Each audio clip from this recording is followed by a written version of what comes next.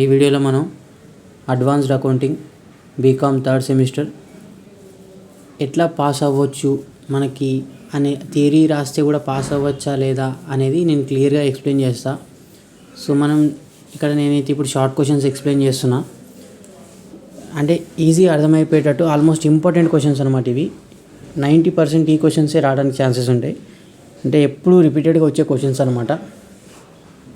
So మీరైతే ఇవి compulsory తెలుసుకొనే పోవాలి. షార్ట్ క్వశ్చన్స్ తెలుసుకుంటే మనం అట్లీస్ట్ ఒక 20 మార్క్స్ వరకన్నా మనం ఎగ్జామ్లో రాయగలుగుతాం. ఈ థియరీ తెలుసుకుంటే 20 మార్క్స్ అన్నా రాయగలుగుతాం. తర్వాత రిమైనింగ్ మార్క్స్ ఎలా సంపాదించుకోవాలి, పాస్ మార్క్స్ అనేది నేను వీడియో ఈ షార్ట్ క్వశ్చన్స్ ఎక్స్ప్లెనేషన్ అయిపోయిన తర్వాత క్లియర్గా ఎక్స్ప్లెయిన్ చేస్తాను ఒకసారి. సో ఫస్ట్ అయితే ఇప్పుడు షార్ట్ క్వశ్చన్స్ మీద కాన్సన్ట్రేట్ చేద్దాం. ఫస్ట్ ఏం అడుగుతాడంటే essential features of partnership firm అని అడుగుతాడు. సో ఒక పార్ట్నర్షిప్లో ఒక కంపెనీ పెట్టాలంటే, firm in the sense company అనుకోండి. సో కంపెనీ పెట్టాలంటే మనకి ఏమేమి కావాలా అనేది, ఏమేమి అవసరం అనేది క్వశ్చన్ అనమాట. సో పార్ట్నర్షిప్ ఫర్మ్ అనేది ఏంది? Is a business organisation where 2 or more individuals manage or operate business in accordance with the terms and objectives of set out in a partnership deed. So మనం ఏదైతే partnership deed అంటే ఒప్పందం అనమాట. అంటే ఒక partners మధ్యలో జరిగే ఒప్పందాన్ని పార్ట్నర్షిప్ డీడ్ అంటారు అనమాట. So and so rules regulations పెట్టుకొని మనం ఇట్లా బిజినెస్ రన్ చేసుకుందామని ఒప్పందాలు ఉంటాయి కదా, దాన్ని మనం పార్ట్నర్షిప్ డీడ్ అని అంటారు. సో ఫస్ట్ ఫార్మేషన్ వచ్చేసి మనం పార్ట్నర్షిప్ కంపెనీ పెట్టాలంటే ఫస్ట్ ఫార్మేషన్ చేసుకోవాలి కంపెనీని. నెక్స్ట్ ఏంటంటే నంబర్ ఆఫ్ మెంబర్స్. ఓకేనా, మన కంపెనీలో ఎంతమంది మెంబర్స్ ఉండాలనేది ఒక డీటెయిల్డ్ నోట్ అనేది చేసుకోవాలన్నమాట. మనం ఎంతమంది పొత్తులో కంపెనీ నడిపించచ్చు అనేది. Next legal status. So legal state అంటే మనం పెట్టే కంపెనీ గవర్నమెంట్ పర్మిషన్ ఇచ్చిందా లేదా అనేది కూడా చూసుకోవాలన్నమాట. గవర్నమెంట్ నుంచి మనకి పర్మిషన్ ఉండాలి మనం బిజినెస్ రన్ చేయాలంటే. సో అప్పుడే మనం బిజినెస్ రన్ చేయగలుగుతాం, లేదంటే రన్ చేయలేమన్నమాట. నెక్స్ట్ ఏంటంటే మ్యూచువల్ ఏజెన్సీ ఉండాలి మనకి. ఇక్కడ ఏంటి, each partner is an agent as well as a principal. అంటే ఇప్పుడు ఎవరైనా కానీ కలిసి చేసుకోవాలన్నమాట పార్ట్నర్షిప్ అనేది. మ్యూచువల్ అండర్స్టాండింగ్ అనేది ఉండాలి పార్ట్నర్స్ మధ్యలో. ఇక్కడ అదే ప్రతివాడు ఏమంటాడంటే ఒక ఏజెంట్ లాగా, మళ్ళీ ఆయననే ఒక మేనేజర్ లాగా పనిచేసుకోవాల్సి వస్తుంది అనమాట. సో నెక్స్ట్ ఏంటంటే ప్రాఫిట్ షేరింగ్. సో నేను ఏంటంటే జస్ట్ మీకు పైన ఎక్స్ప్లెయిన్ చేసుకుంటే చెప్తాను, ఎందుకంటే మొత్తం ప్రతి లైన్ టు లైన్ చదవాలి అంటే చదవలేము, ఎందుకంటే బాగా టైం పడుతుంది. వీడియో మొత్తం ఇంపార్టెంట్ క్వశ్చన్స్ అని చెప్పాలంటే ఇట్ టేక్స్ హవర్స్. కాబట్టి నేను జస్ట్ మీకు ఒక ఐడియా ఇస్తాను వాట్ ఈజ్ వాట్ అనేది. జస్ట్ చదువుకోండి, మీకు అర్థమైపోతుంది. ఈ పీడిఎఫ్ కూడా నేను ఒక వితిన్ 2-3 అవర్స్లో టెలిగ్రామ్లో పోస్ట్ చేస్తా. సో చదువుకోండి, లేదంటే ఇక్కడనే స్క్రీన్ షాట్ తీసుకున్నా నో ప్రాబ్లం. సో ఏంటంటే ప్రాఫిట్ షేరింగ్ అంటే ఏంటి? వచ్చిన ప్రాఫిట్ని పార్ట్నర్స్ పంచుకోవడం. సో ఇవన్నీ మన పార్ట్నర్షిప్ ఫామ్లో జరిగే పనులు, మనం చేయాల్సిన పనులు. వాడు కూడా అదే అడుగుతుండు. నెక్స్ట్ ఏంటంటే అన్లిమిటెడ్ లయబిలిటీ. సో ఏంటంటే one significant character of a partnership is that each partner has unlimited liability. This means that the personal assets of the partners can be used to settle the debts of obligations of the firm. Liability అంటే అప్పు. అది ఎంతవరకన్నా పోవచ్చు అనమాట. మన కంపెనీని మనం run చేయలేకపోతే మన ఆస్తుల మీద మనం మన కంపెనీకి ఉన్న అప్పులను కట్టేయాల్సి వస్తుంది. అంటే ఇండైరెక్ట్గా మనమే అప్పులో పడిపోతాం. అంటే వేరే వాళ్ళ దగ్గర నుంచి మనం డబ్బులు తెస్తాం, క్రెడిటర్స్ నుంచి డబ్బులు తెస్తాం, ఇన్వెస్టర్స్ నుంచి డబ్బులు తెస్తాం. వాళ్ళకి కానీ మనం టైంలో మన కంపెనీ మంచిగా రన్ చేసుకొని వాళ్ళకి కానీ ప్రాఫిట్ కట్టలేదు అనుకోండి, వాళ్ళకి కానీ డబ్బులు కట్టలేదు అనుకోండి, మన ఇల్లు అమ్ముకొనైనా వాళ్ళకి డబ్బులు కట్టాల్సి వస్తుంది. అప్పుడు మనం అప్పుల్లోకి పోతాం. సో అదే అన్లిమిటెడ్ లయబిలిటీ, అదొక డిసడ్వాంటేజ్ అనమాట. Next voluntary association. So voluntary association అంటే ఏదో స్వార్థం లేకుండా, అంటే మా పార్ట్నర్ చేస్తేనే నేను చేస్తేనే మా పార్ట్నర్ చేస్తాడు అనే స్వార్థం లేకుండా అందరు కలిసికట్టుగా వాలంటీర్గా నేను ముందుకు వస్తా అన్నట్టు చేసుకోవాలన్నమాట పని. ఇంకా next transferability of interest. So a partner cannot transfer his or her interest in the firm to the out cider without the consent of all other partners. So ఏంటంటే నీకేదన్నా లైక్ బిజినెస్ థాట్స్ కానీ, మన కంపెనీలో జరిగే విషయాలు కానీ, లేదంటే నీవు కంపెనీలో చేసే ఏ విషయాలైనా వేరేతో షేర్ చేసుకోవడం కానీ చేయకూడదు అనమాట. పార్ట్నర్స్తో అంటే లైక్ పార్ట్నర్స్తో ఒక మీటింగ్ పెట్టుకోవాలి, ఏదైనా విషయాలు పార్ట్నర్స్తోనే డిస్కస్ చేయాలి. అంతేగాని మన కంపెనీ విషయాలు బయట వాళ్ళకి తెలియజేయద్దు అనమాట. సో అది అక్కడ ట్రాన్స్ఫర్ చేయొద్దు ఏదైనా ఇన్ఫర్మేషన్. నెక్స్ట్ ఏంటంటే కంటిన్యూటీ. సో మన బిజినెస్ అనేది కంటిన్యూగా రన్ చేసుకుని మనం ఎప్పుడప్పుడు అప్డేట్ చేసుకుంటూ ఉండాలన్నమాట. సో ఇవన్నీ అంటే నేను షార్ట్ క్వశ్చన్స్ అయినా కానీ ఇన్ని పాయింట్స్ ఎందుకు చెప్తున్నా అంటే, ఒక 10 చెప్తే మీకు ఒక 5-6 అన్నా గుర్తుంటాయి. కంపల్సరీ ఒక 10 కంపల్సరీ గుర్తుపెట్టుకోండి. ఎందుకంటే మనకి ప్రాబ్లమ్స్ ఎవరికైతే రావు అనుకుంటారో నేను చెప్పే ఎక్స్ప్లెనేషన్ మీకు ఖచ్చితంగా పనిచేస్తుంది. వచ్చినా ఇంకా స్కోరింగ్ చేసుకునే ఛాన్సెస్ ఉంటాయి, కంపల్సరీ మంచి స్కోర్ చేసుకోవచ్చు. సో కాబట్టి సైడ్ హెడ్డింగ్స్ అనేవి గుర్తుపెట్టుకోండి. నెక్స్ట్ ఏంటంటే క్వశ్చన్ అడుగుతాడు, what is the difference between sacrificing ratio and gaining ratio అని చెప్పేసి. సో సాక్రిఫైసింగ్ రేషియో అంటే ఎప్పుడైతే మన ఒక పార్ట్నర్ మన కంపెనీలోకి వస్తాడో, ఒక కొత్త పార్ట్నర్ వస్తాడో, లేదంటే ఒక పాత పార్ట్నర్ వెళ్ళిపోతాడో, అప్పుడు మనకు వచ్చే ప్రాఫిట్స్ కూడా తగ్గిపోతాయి కదా. సపోజ్ ఇప్పుడు నలుగురం ఉంటే 50,000 40,000 వస్తున్నాయి, అంటే లైక్ మనిషికి 10,000 వస్తున్నాయి. ఇప్పుడు కొత్తోడు వచ్చిండు, వాడు 5 ఉన్నాం, అప్పుడు కూడా ఆ 40,000 వస్తాయి. అప్పుడు 5 పంచుకుంటే మనిషి 8,000 వస్తాయి. మన ప్రాఫిట్స్ తగ్గిపోతాయి అన్నట్టు. సో అది ఏదైతే ప్రాఫిట్ తగ్గిపోతుందో దాన్ని మనం సాక్రిఫైసింగ్ రేషియో అంటారు అన్నమాట. అయితే దానికి సేమ్ ఆపోజిట్లా గెయినింగ్ రేషియో అంటే ఏదైనా ఒక పార్ట్నర్ రావడంతో లేదంటే ఒక పార్ట్నర్ వెళ్ళిపోవడంతో మనకు ప్రాఫిట్స్ పెరిగితే దాన్ని గెయినింగ్ రేషియో అంటారు అన్నమాట. సో ఇప్పుడు సపోజ్ 4 పార్ట్నర్స్, ఇప్పుడు 5 పార్ట్నర్స్ ఉన్నాం. 5 పార్ట్నర్స్ ఉన్నప్పుడు 50,000 వస్తున్నాయి, అంటే మనిషికి 10,000 వస్తున్నాయి. అదే ఒకటి వెళ్ళిపోయిండు అంటే ఇప్పుడు 4 ఉన్నాం, ఇప్పుడు 4కే 50,000 వస్తున్నాయి. అంటే ఇప్పుడు 10,000 కంటే ఎక్కువనే వస్తాయి కదా, 12,500 వస్తాయి మనిషికి. సో అదనమాట, అది గెయినింగ్ రేషియో. నెక్స్ట్ డెఫినేషన్ అదే ఉంది అక్కడ. సో క్యాలిక్యులేషన్ ఎట్లా అంటే sacrificing ratio it is calculated by finding the difference between old ratio and the new ratio of the sacrificing partner. So ఇక్కడ ఏంటి సాక్రిఫైసింగ్ రేషియో అంటే సాక్రిఫైసింగ్ పార్ట్నర్ అని రాయండి, old ratio minus new ratio అని రాయండి. ఓకేనా. నెక్స్ట్ క్యాలిక్యులేషన్ ఇక్కడ gaining ratio అంటే ఏంది, new ratio minus old ratio. ఓకేనా, అవి గెయినింగ్ పార్ట్నర్. అక్కడ ఏదైతే టైటిల్ ఉందో అట్లనే మనం గెయినింగ్ పార్ట్నర్ అయితే gaining partner, old like sacrificing partner అయితే సాక్రిఫైసింగ్ పార్ట్నర్. ఇంకా పర్పస్ అయితే మనం ఆల్రెడీ చెప్పుకున్నాం, మీరు చూసుకోండి. నెక్స్ట్ ఏంటంటే bonus shares. What is bonus share? Bonus share అంటే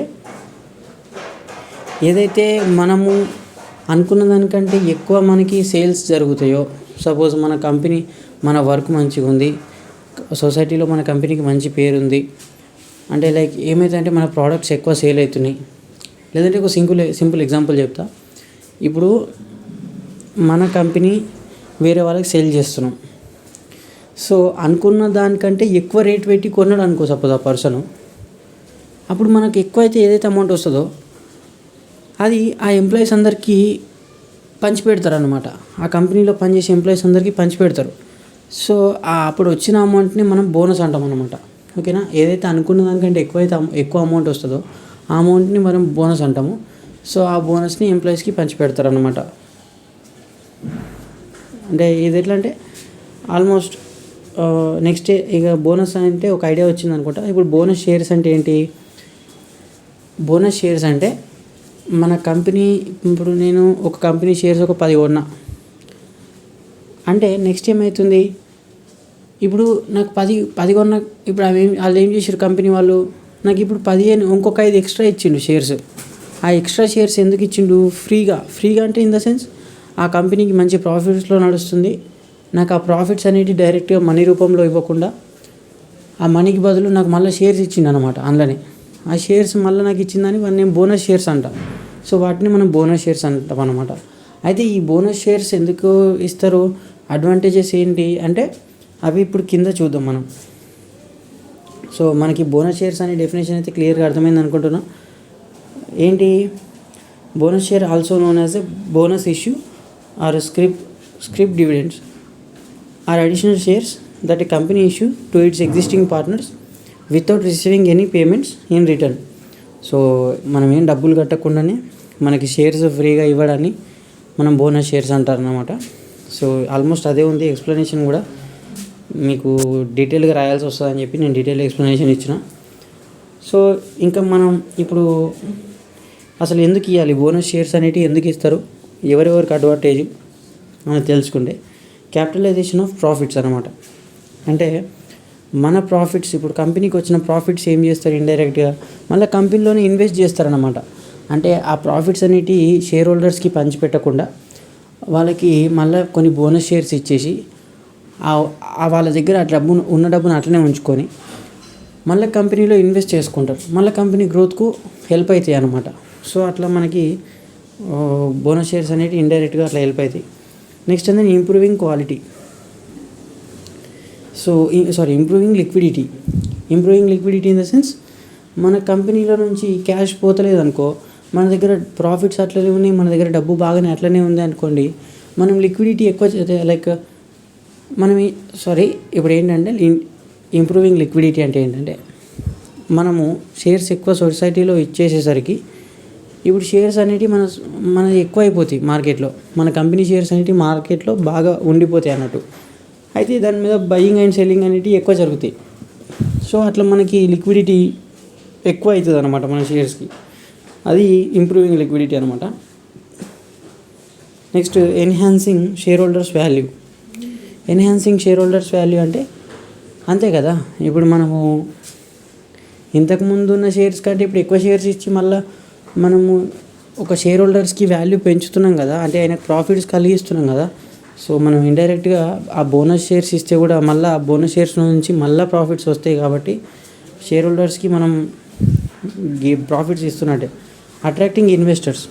సో అట్లా మనం బోనస్ షేర్స్ ఇస్తే ఏమవుతుందంటే ఇన్వెస్టర్స్ కూడా ముందుకు వస్తారనమాట, కొత్త ఇన్వెస్టర్స్. సరే ఆ కంపెనీలో ఇన్వెస్ట్ చేస్తే మనకు కూడా మంచి బోనస్ వస్తుంది అని చెప్పేసి వాళ్ళు కూడా ఇన్వెస్ట్ చేయడానికి ట్రై చేస్తారనమాట. సో నెక్స్ట్ అది కంప్లీట్ అయిపోయింది. Calls in arrears. Calls in arrears అంటే in the sense calls in arrears typically refer to the financial term related to the payment of dividends on cumulative preferred stock. ఏంటంటే in the context of finance, dividends are payments made by the corporation to its share holders. Preference share holders often have a preference over common stock holders when it comes to the receiving dividends. So call in arrears అంటే ఏంటి friends అంటే ఏదైతే మన దగ్గర ఉన్న payments, like ఇప్పుడు మనం చేయాల్సిన పేమెంట్ షేర్ హోల్డర్స్కి కొంచెం లేట్ చేసినాం అనుకోండి, చేయలేదనుకోండి, ఆ డబ్బులను మళ్ళీ పంచిపెడతాం కదా. అంటే లైక్ మన దగ్గర ఇప్పుడు కొంచెం డివిడెండ్ ఉంది, అది షేర్ హోల్డర్స్కి పంచాలి, బట్ పంచలేదు, మన దగ్గరనే ఉంది, అది తర్వాత పంచుతాం కదా. ఆ పంచే అమౌంట్ ఏమంటామంటే కాల్ ఇన్ ఏరియర్స్ ఏరియర్స్ అని అంటాం అనమాట. ఓకేనా. సో ఇక్కడ ఫస్ట్ ఏంటంటే లేట్గా పంచడాన్ని కాల్ ఇన్ ఏరియర్స్ అని అంటారు. అయితే ఏమవుతుందంటే ఫస్ట్ ఎవరికి పంచుతారు, ప్రిఫరెన్స్ షేర్ హోల్డర్స్. అంటే షేర్ హోల్డర్స్లలో మళ్ళీ టైప్స్ ఉంటారు, ప్రిఫరెన్స్ షేర్ హోల్డర్స్ అని, ఈక్విటీ షేర్ హోల్డర్స్ అని. సో ఫస్ట్ ప్రిఫరెన్స్ షేర్ హోల్డర్స్కి డబ్బులు పంచిన తర్వాతనే ఈక్విటీ షేర్ హోల్డర్స్కి పంచుతారు అన్నమాట. నెక్స్ట్ ఏంటంటే సో అది మీరు ఈజీగా ఉంటుంది ఫ్రెండ్స్, చదువుకోండి ఒకసారి. Next issued capital. Issued capital in the sense, issued capital refers to the total value of a company shares that have been issued and are held by shareholders. When the company is formed, it issues a certain number of shares to the investors and the total value of these shares represent the issued capital. అంటే ఏంటంటే మనం ఏదైతే ఇప్పుడు company formation చేసినప్పుడు కొన్ని shares అనేవి మార్కెట్లోకి release చేస్తాం. సో మనం ఏదైతే మార్కెట్లోకి రిలీజ్ చేసినామో షేర్స్ని, వాటిని మనం ఇష్యూడ్ క్యాపిటల్ అని అంటాం అనమాట. సో అదే సింపుల్ డెఫినేషన్ అక్కడ. సో దాన్నే ఎలాబరేట్ చేసి రాయాలన్నమాట. దాన్ని మనం షేర్ క్యాపిటల్ కూడా అనొచ్చు ఇండైరెక్ట్గా. సో ఆల్మోస్ట్ మీకు కీ పాయింట్స్ అయితే ఎక్స్ప్లెయిన్ చేసిన, జస్ట్ అట్లా ఒకసారి గో త్రూ ఇట్. ఓకేనా. మీకు లేట్ అవ్వకుండా, నాకు లేట్ అవ్వకుండా లేదంటే ప్రతిదీ ఎక్స్ప్లెయిన్ చేస్తే చెప్పుకోవాల్సింది చాలా ఉంటుంది కాబట్టి. So next shares and debentures friends. ఇది షేర్స్ అండ్ డిబెంచర్ ఏదైనా డౌట్ ఉంటే మళ్ళీ నాకు కామెంట్లో అడగండి, నేను క్లియర్గా ఎక్స్ప్లెయిన్ ట్రై చేస్తా. సో షేర్స్ అండ్ డిబెంచర్స్ గురించి తెలుసుకుందాం. షేర్స్ అంటే ఏంటంటే ఫ్రెండ్స్, మన కంపెనీ క్యాపిటల్ అంటే మన కంపెనీలో పెట్టుబడి పెట్టే వాళ్ళని మనం షేర్ హోల్డర్స్ అని అంటాం. అంటే ఇప్పుడు మనకు కొన్ని కోట్లు కావాలి కంపెనీ పెట్టాలంటే. సో కొన్ని వందల మంది దగ్గరికి వెళ్ళి మనం వాళ్ళ నుంచి పెట్టుబడి తీసుకుంటాం. ఎట్లా? మనం వాళ్ళకి షేర్స్ ఇచ్చి. అంటే సపోజ్ ఒక్కొక్క టికెట్ అంటే లైక్ ఒక టికెట్ అనుకోండి, ఒక 1000 రూపాయలకు టికెట్ సేల్ చేస్తున్నాం వాళ్ళకి. అట్లా ఒక్కొక్కడు వందల టికెట్లు కొంటారు, అంటే వందల షేర్లు కొంటారు. అప్పుడు ఏమవుతుంది, కంపెనీకి అదొక డబ్బు అనేది అంటే క్యాపిటల్ అనేది గెయిన్ చేసుకుంటుంది అనమాట. సో పెట్టుబడులు పెట్టే వాళ్ళని షేర్ హోల్డర్స్ అని అంటారు. సో ఇందులో కూడా మనకి 2 టైప్స్ ఉంటాయి అన్నమాట. Equity share holders, preference share holders. Equity share holders అంటే ఎవరు అంటే లైక్ ఆల్మోస్ట్ ఏంటంటే కంపెనీ బిజినెస్ అంటే కంపెనీని నడిపించే వాళ్ళు ఈక్విటీ షేర్ హోల్డర్స్ అనమాట. అంటే జస్ట్ ఏంటంటే వీళ్ళు రిస్క్ ఎక్కువ తీసుకుంటారు అనమాట. లాస్ట్కు మొత్తం కంపెనీ క్లోజ్ చేసేటప్పుడు ఉన్న అంటే ఆ ఆస్తులు అమ్ముకున్నవి కూడా ఈక్విటీ షేర్ హోల్డర్స్కే వస్తాయి. ఒకవేళ ప్రాఫిట్స్లో నడుస్తే, లేదు నష్టాల్లో నడిస్తే వీళ్ళే బాగా ఇబ్బంది ఫేస్ చేయాల్సి ఉంటుంది అనమాట. వీళ్ళే బాగా లాస్ ఫేస్ చేయాల్సి ఉంటుంది equity share holders. Preference share holders అంటే వీళ్ళకు ఎంబటిని డివిడెండ్స్ ఇచ్చేయడం అనమాట. కాకపోతే తక్కువ వస్తుంది, అంటే లైక్ వీళ్ళ ప్రాఫిట్స్ అనేవి తక్కువ పే చేస్తారనమాట when compare to equity share holders. ఎందుకంటే ఫస్ట్ వీళ్ళకి ఇచ్చిన తర్వాతనే remaining amount equity share holders తీసుకుంటారు కాబట్టి. సో అదనమాట. నెక్స్ట్ ఏంటంటే రైట్స్ అండ్ బెనిఫిట్స్. సో ఇక్కడ రైట్స్ ఏముంటాయి వీళ్ళకంటే, వీళ్ళకి ఓటింగ్ రైట్ ఉంటుంది షేర్ హోల్డర్స్కి. అంటే సపోజ్ ఒక 10-15 మంది కలిసి షేర్ హోల్డర్స్ ఎవరిని మన దాంట్లో టీమ్ లీడర్ చేయాలి. సో మనం ఏదైనా ప్రోడక్ట్ తయారు చేయాలంటే మనం కూడా దానికి ఒప్పుకుంటే మనం ఓటేయచ్చు, లేదంటే లేదు. సో ఇలాంటి కొన్ని మనకి పవర్స్ ఉంటాయి అన్నమాట. ఓకేనా. నెక్స్ట్ ఆల్మోస్ట్ అన్నీ కవర్ చేసినాం మనం. Debentures in the sense like అప్పు తీసుకోవడం అనమాట.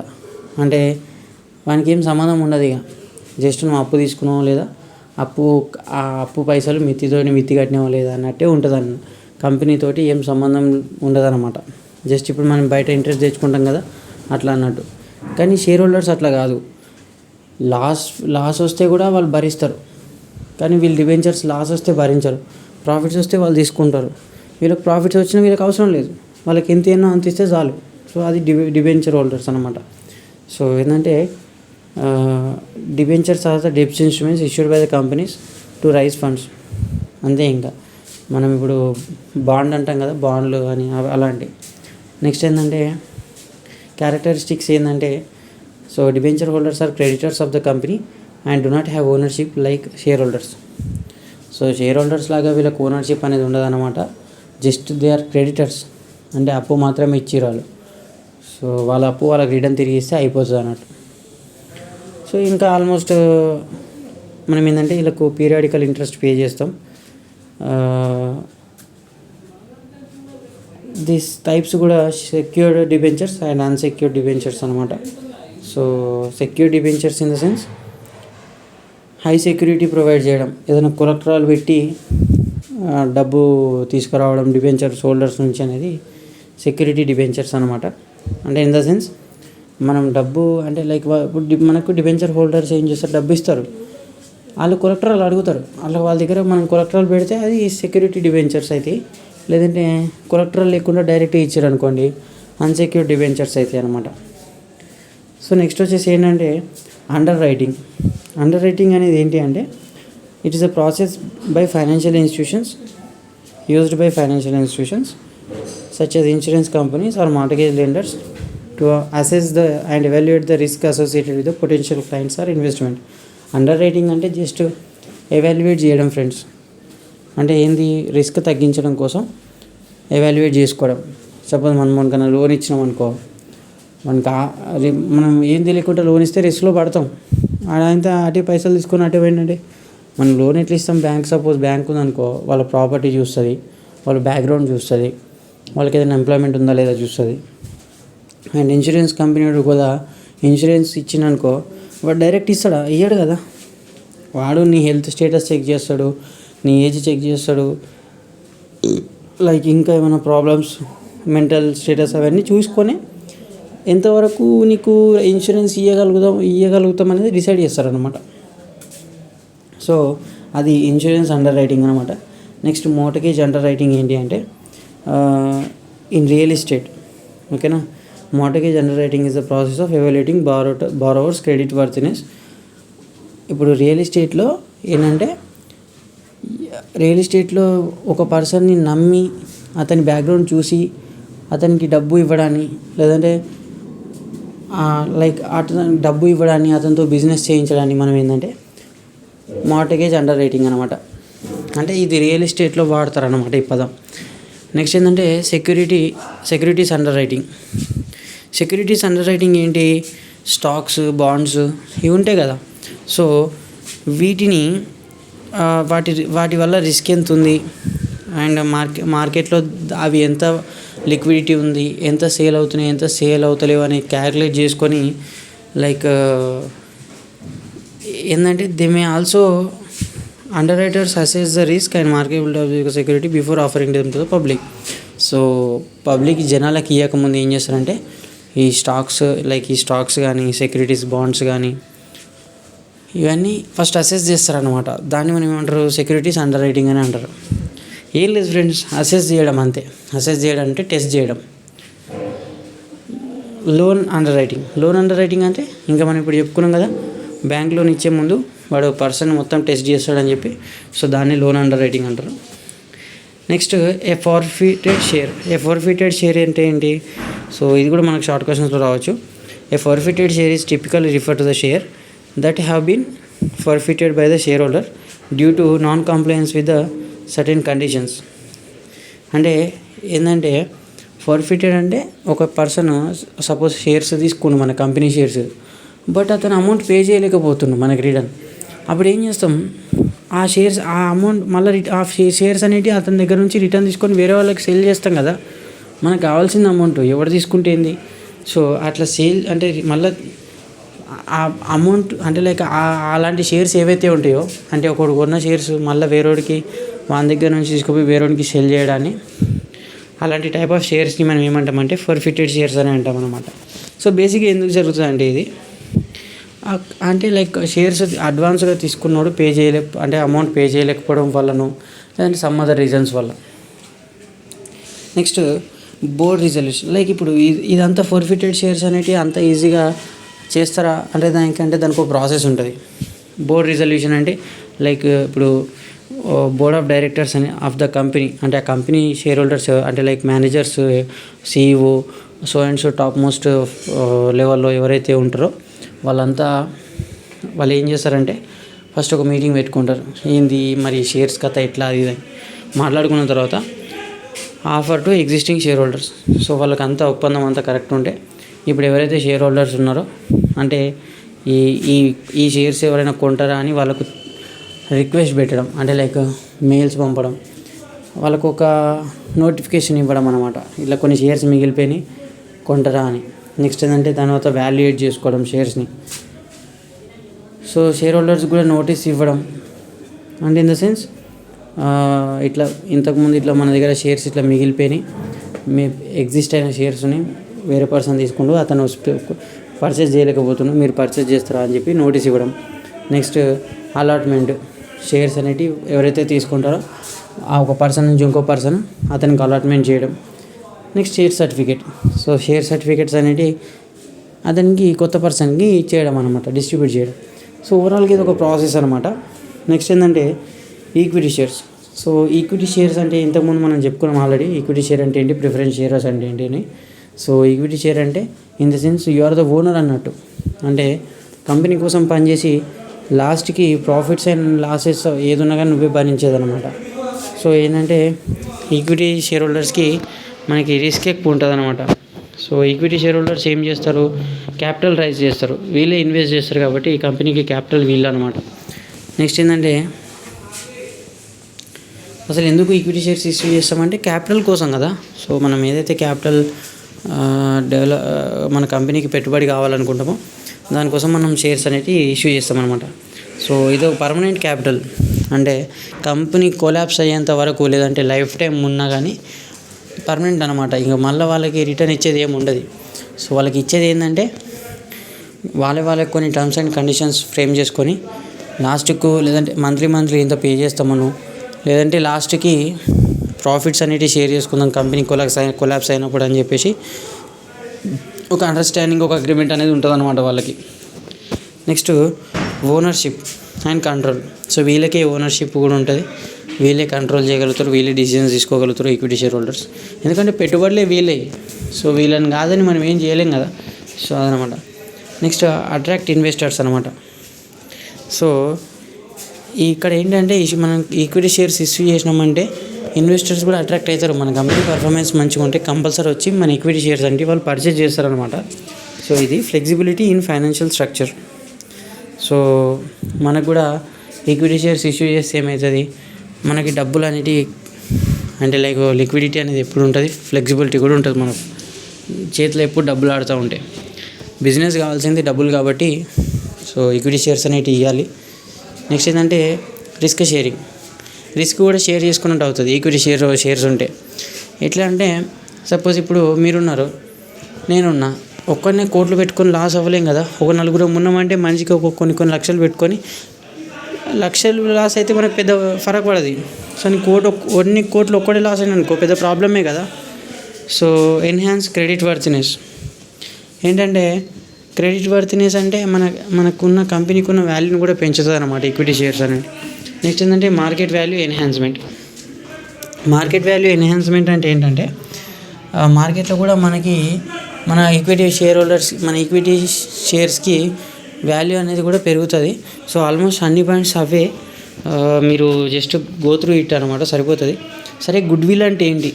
సో గుడ్ విల్ అంటే ఏంటంటే మన కంపెనీకి లైక్ ఇంతకుముందు చెప్పుకున్నట్టుగా ఏదైతే మనము మన కంపెనీ కొలాప్స్ లైక్ వేరే వాళ్ళకి సేల్ చేసినప్పుడు కానీ ఎక్కువ అమౌంట్ వస్తే అది పంచి పెడతాం కదా, అంటే లైక్ జనాలకి పంచి పెడతాం కదా. సో దాన్ని మనం జనాలకి ఇన్ ద సెన్స్ ఎంప్లాయీస్కి పంచి పెడతాం కదా. సో దాన్ని మనం గుడ్ విల్ అని అంటాం అనమాట. అది ఇంతకుముందు నేను మీకు బోనస్ షేర్స్ దగ్గర కొంచెం మిస్టేక్ అయింది. ఏంటంటే బోనస్ షేర్స్ అనేవి ఏంటంటే అడిషనల్ షేర్స్ ఇవ్వడం అంతే. బోనస్ షేర్స్ దాని మీనింగ్ డెఫినేషన్ వచ్చేసి అడిషనల్ షేర్స్ షేర్ హోల్డర్స్కి ఇవ్వడం. సో ఇక్కడ గుడ్ విల్ ఏంటి అంటే ఎప్పుడైతే మన కంపెనీ వేరే వాళ్ళకి సేల్ చేస్తామో అప్పుడు వచ్చిన అమౌంట్ లైక్ ఎంప్లాయీస్కి పంచిపెట్టడం, సో వాళ్ళకు కూడా ప్రాఫిట్స్ పెరగడం, దాన్ని మనం గుడ్ విల్ అని అంటాం అనమాట. సో గుడ్ విల్ క్యాలిక్యులేషన్ ఎట్లా ఉంటుందంటే క్యాలిక్యులేషన్ ఫామ్లో good will is equals to purchase price minus fair value of net assets. ఓకేనా, good will is equals to purchase price minus fair value of net assets. So ఇది ఓవరాల్గా నేను మీకు important questions అని short questions చెప్పాను. మీరు ఇవి కనుక డెఫినెట్గా నేర్చుకుంటే కంపల్సరీ స్కోర్ చేసుకోవచ్చు. పాస్ అవ్వడానికి చాలా హెల్ప్ అవుతాయి షార్ట్ క్వశ్చన్స్. మీరు లాంగ్ క్వశ్చన్స్ నేర్చుకొని రాస్తే మంచిది, థియరీ క్వశ్చన్స్. బట్ ఏంటంటే థియరీ క్వశ్చన్స్ రాసిన తర్వాత కూడా నాకు ఇంకా అవుతలేదు అనుకుంటే ఏం చేయాలి అంటే మనము ఇప్పుడు అన్నీ మనకి లాంగ్ క్వశ్చన్స్లో కంపల్సరీ ప్రాబ్లం క్వశ్చన్స్ ఉన్నాయి కాస్ట్ అకౌంట్ అడ్వాన్స్ అకౌంటింగ్లో. సో మనం ఏం చేయాలి, జస్ట్ ఇప్పుడు క్వశ్చన్ నెంబర్ వేసి 11th నెంబర్ వేసినాం అనుకోండి, ఆ 11th నెంబర్ మీద వచ్చే క్వశ్చన్కి మనం ఒక ప్రొఫార్మా గీయాలి. ఒక ప్రొఫార్మా అంటే లైక్ మనకు వచ్చిన ప్రాబ్లం ప్రొఫార్మా ఎట్లుంటుందో జస్ట్ ఆ బాక్స్ ఎట్లుంటుందో నేర్చుకోండి, అందులో డెఫినేషన్స్ హెడ్డింగ్స్ ఎట్లుంటాయో నేర్చుకోండి. ఇప్పుడు సపోజ్ మనం గుడ్ విల్ క్యాలిక్యులేట్ చేయమని ఒక ప్రాబ్లం వచ్చింది అనుకోండి. సో మనం గుడ్ విల్ డెఫినేషన్ రాయాలి, మళ్ళీ ఈ షార్ట్ క్వశ్చన్స్లో రాయాలి, మళ్ళీ రాయాలి. ఏంటంటే ఈడ పడితే మార్కులు ఆడ 1-2 పడతాయి. సో 1-2 మనకి దగ్గర 10 మార్కులు ఎక్కువ వస్తాయి. సో నేను అనేది ఏంటంటే పాస్ అవ్వాలనుకున్న వాళ్ళకి ఇదొక సజెషన్ అన్నమాట. ప్రొఫార్మాలు గీయండి, డెఫినేషన్ రాయండి. నెక్స్ట్ ఏంటంటే కొంచెం పేపర్ నీట్గా మెయింటైన్ చేయండి, కొట్టేయద్దు. ప్రొఫార్మాలు నేర్చుకున్న తర్వాత అట్లీస్ట్ ఒక 2 ప్రాబ్లమ్స్ కన్నా ప్రొఫార్మాలు నేర్చుకోండి. తర్వాత ఎంట్రీస్ అంటే అన్ని ప్రాబ్లమ్స్ నేర్చుకోవాలని నేను చెప్పట్లేదు. జస్ట్ ఒక like 11th question 12th question అంటే ఫస్ట్ సెకండ్ యూనిట్లో ఉన్న ప్రాబ్లమ్స్ నేర్చుకున్నా సరిపోతుంది. థియరీ రాసి ప్రాబ్లమ్స్ ఒక 2 రాస్తే ఈజీగా ఒక 30 to 40 50 మార్క్స్ గెయిన్ చేయొచ్చు. కాబట్టి పాస్ అవ్వాలనుకున్న వాళ్ళకి, ఇంకా స్కోర్ చేయాలనుకుంటే ఎక్కువ చదవాలి. అదంతా మీ ఇష్టం. కానీ సో ఓవరాల్గా గైస్ ఇది నేను చెప్పే స్ట్రాటజీ. సో ప్రొఫార్మా గీసిన తర్వాత అందులో కొంచెం లేబులింగ్ కూడా చేయాలి, కొన్ని ఎంట్రీస్ కూడా చేయాలి. సో ఆ ఎంట్రీస్ అనేటివి ఫిక్స్డ్గా ఉంటాయి. ఆ కొన్ని మీకు తెలిసిన ఎంట్రీస్ కొన్ని లెఫ్ట్ సైడ్ ఏమొస్తాయి, రైట్ సైడ్ ఏమొస్తాయి, లైక్ అసెట్స్లో ఏమొస్తాయి, లయబిలిటీస్లో ఏమొస్తాయని తెలుసుకొని చేయండి, సరిపోతుంది. ఓకేనా? Thank you. Bye bye.